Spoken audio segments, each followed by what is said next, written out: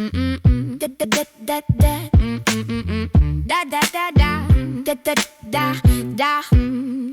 The house was quite peaceful, the afternoon still, as Helen sat watching young 7-year-old Phil. They sat in the den with the box of toy cars, under a ceiling aglow in the dark stars. Then came a soft knock, the light hesitant sound, and the boy from the neighborhood stood on the ground. And Leo come play. The small visitor asked in a voice that was quiet and heavily masked. He came inside slowly with shoulders hunched low. His movements were cautious, uncertain and slow. As he sat on the rug with the plastic red truck, Helen felt as if lightning had suddenly struck. The boy was quite pale, like a ghost in the light, and his frame was so thin it gave Helen a fright. But under the sleeves of his tattered blue shirt were signs of a pain that was more than just dirt. Dark purple bruises and marks on his skin, on a body so fragile and painfully thin. Helen's heart gave a thump, her cynicism fled as a much darker story began in her head. She didn't use judgment or speak with a shout. She knew she must coax the truth carefully out. She sat on the floor with the cars and the boys, amidst all the clatter of childhood toys. That's a fast-looking car, she said with a smile, watching the neighbor boy think for a while. Do you have lots of toys at your house on the lane, or a kitchen with snacks to help ease any pain? The boy shook his head as he looked at the floor,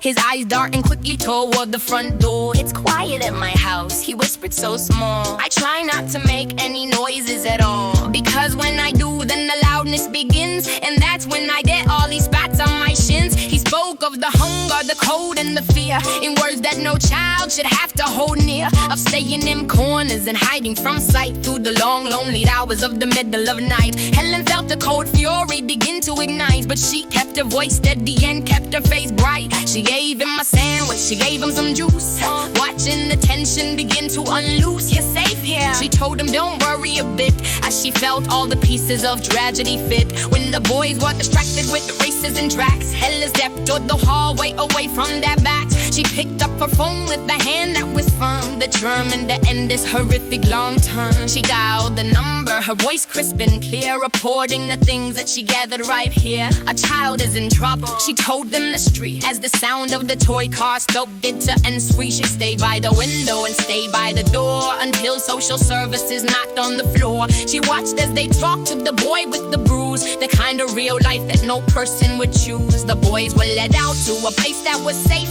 no longer a hungry and terrified waif. Helen sat in the silence of Phil's empty room while the evening arrived with the shadow of gloom. She spent her life rumbling and acting quite tough, but she knew when the child had suffered enough.